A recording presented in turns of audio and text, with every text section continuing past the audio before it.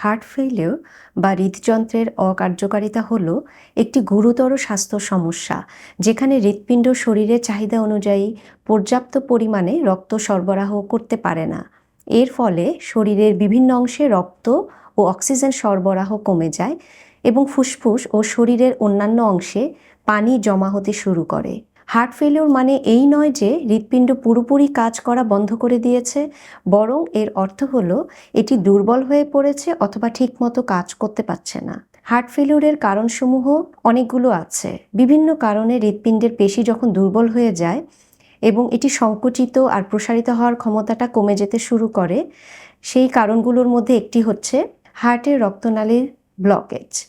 হার্টের রক্তনালীর ভিতরে চর্বি জমে হৃৎপিণ্ডের ধমনীগুলো সরু হয়ে গেলে হৃৎপেশিতে রক্ত ও অক্সিজেন সরবরাহ কমে যায়, যা হার্ট অ্যাটাকের কারণ হতে পারে এবং হার্ট ফেলিউরের দিকে পরিচালিত করে। উচ্চ রক্তচাপ যদি দীর্ঘদিন ধরে কারো অনিয়ন্ত্রিত থাকে, তবে এই কারণে হৃৎপিণ্ডতে রক্ত পাম্প করার জন্য অতিরিক্ত চাপ নিতে হয়, যা ধীরে ধীরে এটিকে দুর্বল করে দেয়। যার আগে হার্ট অ্যাটাক হয়েছে তার পরবর্তীতে হার্ট ফেলিউর হয়ে যাওয়ার সম্ভাবনাটা বেড়ে যায়, কারণ হার্ট অ্যাটাকের কারণে হৃৎপিণ্ডের কিছু অংশ ক্ষতিগ্রস্ত হয়ে যায়। হৃৎপিণ্ডে যাদের ভালভের অসুখ থাকে, রক্ত সঠিকভাবে প্রবাহিত হতে পারে না, যা হৃৎপিণ্ডের উপরে চাপ সৃষ্টি করে এবং হার্ট ফেলিউর হতে পারে। অনিয়মিত হৃদস্পন্দন বা অ্যারিথমিয়া হলে হৃৎপিণ্ডের গতি খুব দ্রুত বা ধীর হতে পারে। এ ধরনের অনিয়ন্ত্রিত গতির কারণে ঠিকমতো রক্ত সরবরাহ করতে না পারলে হার্ট ফেলিউর ডেভেলপ করে। অনিয়ন্ত্রিত ডায়াবেটিস হৃদরোগের ঝুঁকি বাড়ায় এবং হার্ট ফেলিউরের ঝুঁকি বাড়ায়। কারো জন্মগত হৃদরোগ থাকলেও হার্ট ফেলিউর হতে পারে। কিছু জীবনযাত্রার অভ্যাস, যেমন অতিরিক্ত অ্যালকোহল গ্রহণ, ধূমপান এবং স্থূলতা হার্ট ফেলিউর হওয়ার পিছনে ভূমিকা রাখে। হার্ট ফেলিউরের লক্ষণগুলো সাধারণত ধীরে ধীরে প্রকাশ পায় এবং সময়ের সাথে সাথে খারাপ হতে থাকে। প্রধান লক্ষণগুলোর মধ্যে আছে শ্বাসকষ্ট, বিশেষ করে শারীরিক পরিশ্রমের সময় বা সিঁড়ি দিয়ে ওঠার সময় অথবা রাতে শোয়ার সময় শ্বাসকষ্ট হয়। ক্লান্তি এবং দুর্বলতা দেখা যায় খুব অল্প পরিশ্রমেই খুব তাড়াতাড়ি ক্লান্ত এবং দুর্বল হয়ে যায় রোগীরা। পা বা গোড়ালি বা পেটে পানি জমে যাওয়া, এটিও হার্ট ফেলিউরের একটি লক্ষণ। দ্রুত বা অনিয়মিত হৃদস্পন্দন, বুক ধড়ফড় করা বা হৃদস্পন্দনের গতি বেড়ে যাওয়া। ক্রমাগত অনেক সময় কাশি হতে থাকে, অনেক সময় গোলাপি রঙের শ্লেষাযুক্ত কাশি দেখা যায়। অনেক সময় রোগীদের ক্ষুধা কমে যায় এবং বমি বমি ভাব হয়, ওজনটা হ্রাস পায়। অনেক সময় দেখা যায় রোগীরা ঘন ঘন রাতে প্রস্রাব হওয়ার অসুবিধা বলে থাকেন। চিকিৎসক শারীরিক পরীক্ষা এবং কিছু ল্যাবরেটরি পরীক্ষার মাধ্যমে এই হার্ট ফেলিউর নির্ণয় করে থাকেন।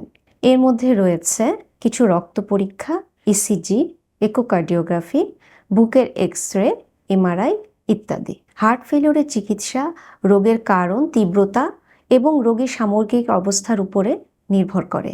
প্রাথমিকভাবে ঔষধ আর জীবনযাত্রা নিয়ন্ত্রণের মাধ্যমে চিকিৎসা শুরু হয়। পরবর্তীতে কিছু আন্তর্জাতিকভাবে প্রণোদিত চিকিৎসা দেয়া হয়। এই ধরনের চিকিৎসার জন্য আইসিডি, সিআরটিপি, সিআরটিডি ইত্যাদি প্রয়োজন হতে পারে। যে সকল কারণে হার্ট ফেলিউর হয়েছে তার চিকিৎসাও এর অংশ, যেমন ভালভের সমস্যা থাকলে তা ঠিক করা, প্রয়োজনে ডিভাইস বা অপারেশন লাগতে পারে। হার্টের রক্তনালীর চলাচলের পথ স্বাভাবিক করার জন্য অ্যাঞ্জিওগ্রাম করে অ্যাঞ্জিওপ্লাস্টি করতে হয়। হার্টের কাজকে সহজ করে দেওয়ার জন্য স্বল্পমেয়াদী সাহায্যকারী ডিভাইস যেমন ইম্পেলা, আইএবিপি, একমো, মাঝারি এবং দীর্ঘমেয়াদী পর্যায়ে এলভিএডি ইত্যাদি প্রয়োজন হতে পারে। সর্বশেষে কোনো পদ্ধতি যদি কাজ না করে, হার্ট বা হার্ট লাং ট্রান্সপ্লান্টেশন করে রোগীকে বাঁচানোর চেষ্টা করা হয়। হার্ট ফেলিউরকে যদি আমরা প্রতিরোধ করি, তবে হার্ট ফেলিউর হওয়ার ঝুঁকি কমে যায়। উচ্চ রক্তচাপ ও ডায়াবেটিসকে যদি আমরা নিয়ন্ত্রণ করি, তাহলে হার্ট ফেলিউরের ঝুঁকি কমে আসে। স্বাস্থ্যকর জীবনযাত্রা অনুসরণ করতে হবে। খাদ্যাভ্যাসের নিয়ম মেনে চলা, যেমন লবণ গ্রহণ কমানো। লবণ শরীরে জল বা পানি ধরে রাখার প্রবণতাটা বাড়িয়ে দেয়। আমরা তরকারির লবণ ছাড়া ভাতের সাথে অথবা সালাদের সাথে বাড়তি কোনো প্রকার লবণ না খেতে উদ্বুদ্ধ করি। লবণযুক্ত খাবার পরিহার করতে হবে। অনেকেই লবণ ভেজে খান, মনে করেন যে তাতে লবণের ক্ষতিকারক দিক চলে যায়, যা আদৌ সঠিক নয়।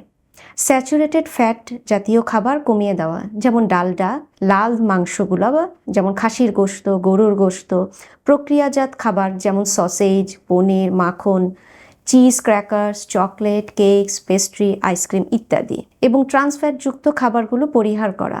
যে খাবারগুলো বারবার একই তেলে ভেজে খাওয়া হয়, এই ধরনের খাবারকে এড়িয়ে চলা। নিয়মিত ব্যায়াম করা, চিকিৎসকের পরামর্শ অনুযায়ী হালকা থেকে মাঝারি ধরনের ব্যায়াম করা, সপ্তাহে 4 থেকে 5 দিন 30 মিনিট করে শারীরিক ব্যায়াম করা উচিত। ধূমপান ও অ্যালকোহল ত্যাগ করা উচিত। নিয়মিত চিকিৎসকের পরামর্শ নেওয়া এবং নিয়মিত ফলো আপে থাকা। মনে রাখা জরুরি, এই তথ্যগুলো শুধুমাত্র সাধারণ জ্ঞানের জন্য।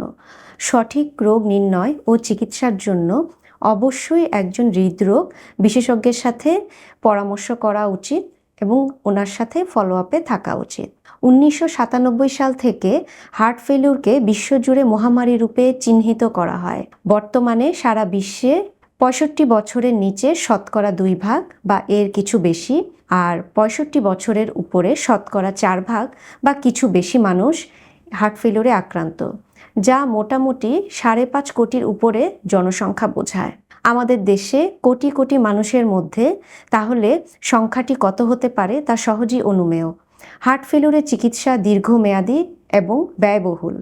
আরেকটি বিষয় হলো হার্ট ফেলিউরের লক্ষণ এবং রোগের গতি প্রকৃতি বিভিন্ন কারণে পরিবর্তন হতে পারে। হার্ট ফেলিউর রোগীদের বারবার হাসপাতালে ভর্তি হওয়া লাগতে পারে। সমীক্ষায় আছে হার্ট ফেলিউরের মৃত্যুহার ক্যান্সারের মৃত্যুহারের চেয়েও বেশি। তাই আসুন সচেতন হই আর প্রতিরোধ করি এই মহামারী। ধন্যবাদ।